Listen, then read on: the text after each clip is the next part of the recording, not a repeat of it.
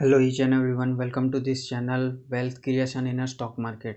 Now देखो thumbnail पे ही लिखा हुआ है कि स्टॉक मार्केट में तेज़ी है, कौन से शेयर खरीदे।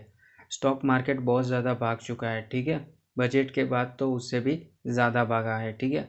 देखो यहाँ पर तेज़ी अभी भी बनी हुई है, ठीक है। तो कौन से शेयर खरीद सकते हैं हम इस तेज़ी में भी, ठीक है, उसी के बारे में मैं चर्चा करने वाला हूँ। ओके, तो बने रहिएगा इस वीडियो में, मैं आपको पूरी इन्फॉर्मेशन देने की कोशिश करूँगा। ओके चलो नाउ देखो, मैं यहाँ पर हिंदुस्तान यूनिलीवर की बात कर रहा हूँ, ठीक है। देखो अभी प्राइस कितना चल रहा है इसका 2267.05, ठीक है। और मामूली सी जंप है, इसमें ज़्यादा जंप नहीं है, 0.96% की इसमें जंप है, ठीक है। और देखो यहाँ पर 52 वीक हाई देख लो 2614.30 है, एंड 52 वीक लो देख लो 1757.30 है, ठीक है। तो आप इसको चाहे तो परचेस करना है तो कर सकते हो। और यहाँ पर देखो 1 मंथ में नेगेटिव चल रहा है, ठीक है। इतने ज़्यादा रिटर्न्स है नहीं, 1 मंथ में नेगेटिव है, 6.22% की गिरावट है, ठीक है।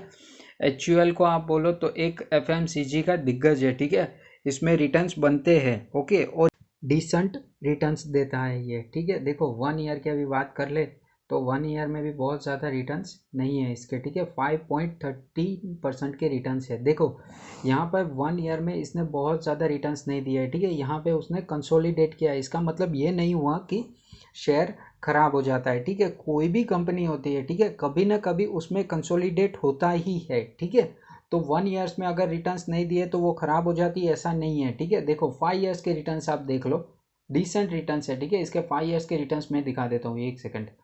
178.51% के इसके रिटर्न्स है, ठीक है। और अगर मैक्सिमम के चार्ट पैटर्न की बात करें हम, ठीक है, तो देख लेना कितने परसेंट के इसके रिटर्न्स है। देखो यहाँ पर मैक्सिमम 1265.69% के रिटर्न्स है, ठीक है। तो बहुत अच्छे रिटर्न्स है, ठीक है। मैक्सिमम अगर चार्ट पैटर्न देखो तो भी अच्छे रिटर्न्स है, ठीक है। इसलिए ऐसा नहीं है कि चलो 1 ईयर में अगर रिटर्न्स नहीं मिले तो कंपनी खराब हो गई, ठीक है। ओके चलो आगे बात करते हैं।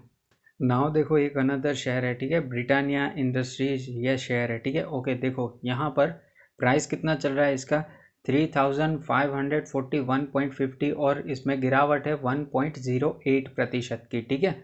तो ये भी काफ़ी अच्छा शेयर है और FMCG प्रोडक्ट है इसकी, ठीक है।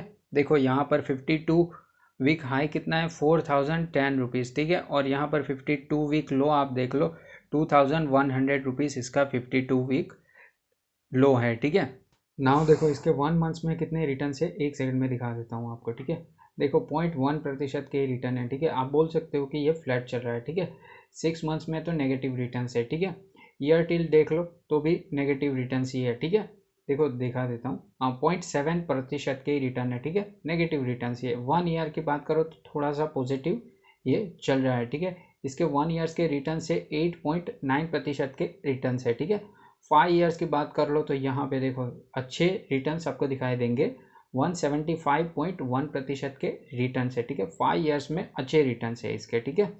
और मैक्सिमम चार्ट पैटर्न देखो तो ये एक मल्टीबैगर शेयर है, ठीक है। मैक्सिमम चार्ट पैटर्न में एक ही सेकंड में दिखा देता हूँ, 5981.92% के रिटर्न्स है, ठीक है, मैक्सिमम में इसके। 6000 अगर आप कहो तो भी चलेगा, ठीक है। 6000 तक के इसके रिटर्न्स है, मैक्सिमम की बात कर रहा हूँ, ठीक है। तो देखो 1 ईयर में या फिर कोई भी कंपनी हो, ठीक है, ईयर टिल डेट में कंसोलिडेट करती ही है। कोई भी कंपनी आप पकड़ लो, इसका मतलब ये नहीं हो जाता कि कंपनी खराब है, कंपनी में दिक्कत दिक्कत कुछ भी नहीं है। यहाँ पर कंपनी में कोई भी दिक्कत नहीं है, ठीक है। लेकिन अगर आप 10 साल में किसी भी कंपनी, जो आपको कंपनी पसंद हो, ठीक है, उसे आप पकड़ लेना।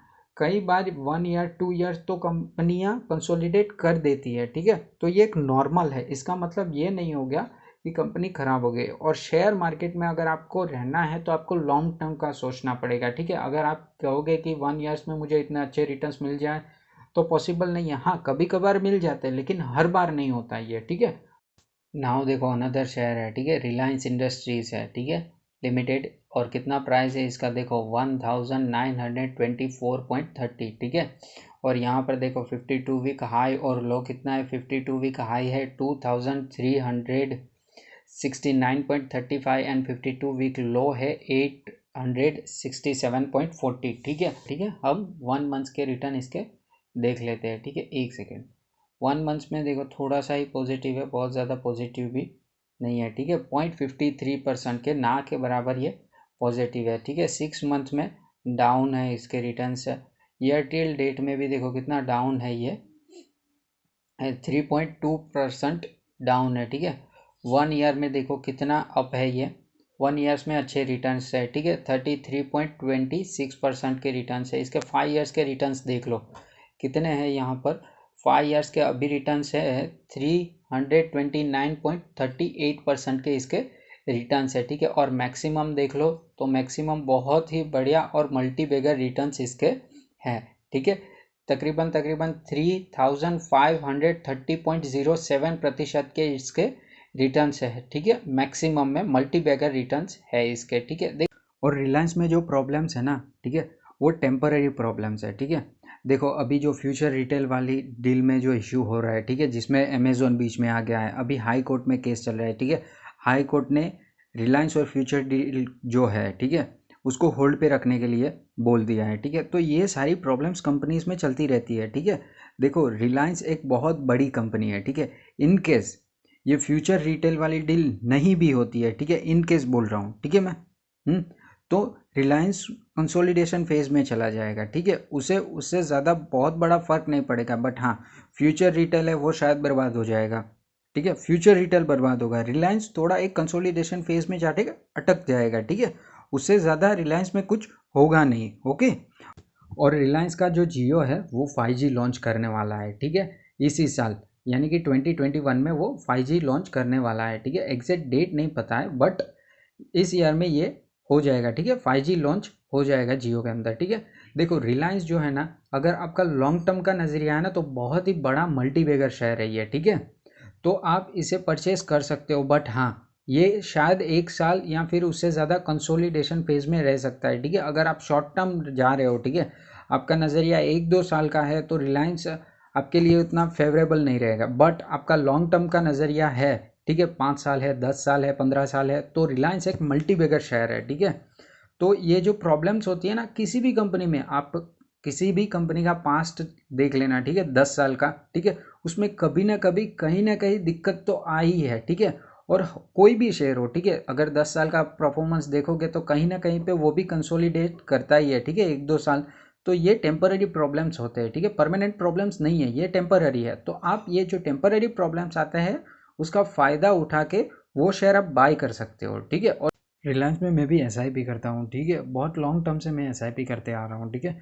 तो आप चाहो तो इसमें SIP कर सकते हो, ठीक है। आप लमसम अमाउंट लगाने की जगह आप थोड़े थोड़े करके इसके शेयर्स आप बाय करके एक प्राइस रेंज में आप अपना पोर्टफोलियो बिल्ड कर सकते हो, ठीक है। रिलायंस के अंदर अगर आप चाहो तो बाय कर सकते हो, ओके। चलो लास्ट, आप अगर बाय करते हो तो जिम्मेदारी आपकी रहेगी, ठीक है। कोई भी शेयर आप यहाँ पर बाय करते हो तो जिम्मेदारी आपकी रहेगी, ठीक है, ओके। चलो अगर आपको वीडियो पसंद आया है तो आप सब्सक्राइब कर दीजिए, लाइक एंड शेयर कर दीजिए मोर वीडियोस के लिए, okay. Thank you again watching this video.